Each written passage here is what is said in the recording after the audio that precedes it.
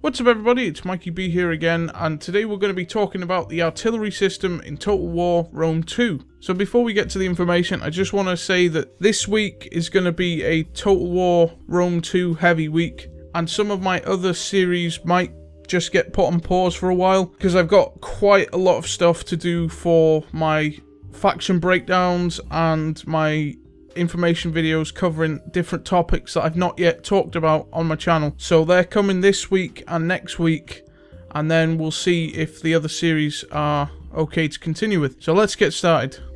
Okay, so we know that in Rome 2, artillery will be a large factor on the battlefield, just like in the previous Total War games.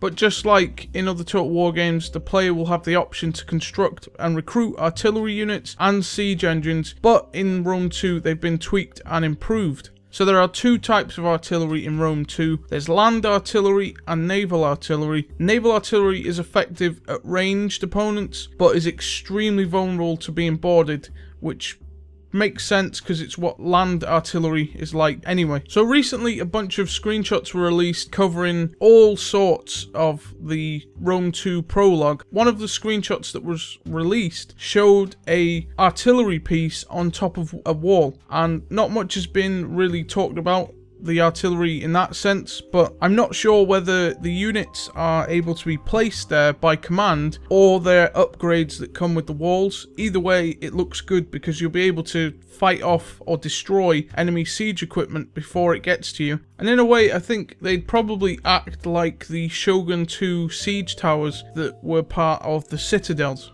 Another cool factor that I was thinking of is the fact that on the battle maps you can have the navy and your army interact on the same battlefield, meaning, does that mean that you can provide artillery fire support to your troops offshore?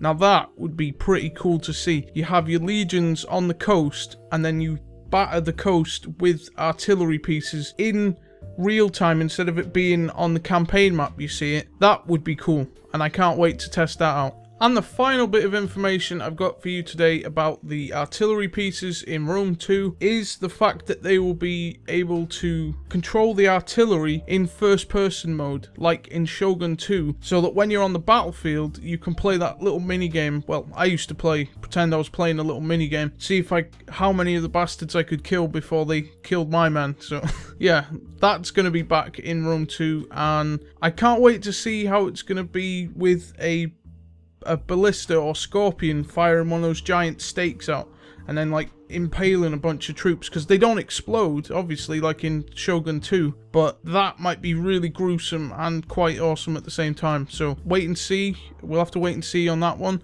So thank you very much for watching. Anyone who joined me or got this far in the video, please feel free to hit the like button. It helps out tremendously. Like seriously, since you guys have been hitting the like buttons and stuff and subscribing to my channel, I've seen some pretty cool growth lately, and yeah, it's pretty damn amazing. People like my Rome 2 videos. I like Rome 2 making them, so yeah, we've got a deal going on. I'll see you guys next time. Stay tuned for the other videos in this marathon type thing. I'm calling it a marathon because I'm up to my neck in this information that I need to distribute on. Instead of it being in one big video, I need to make them separately so that they are easy to manage. And I'll see you guys next time. Thanks for watching.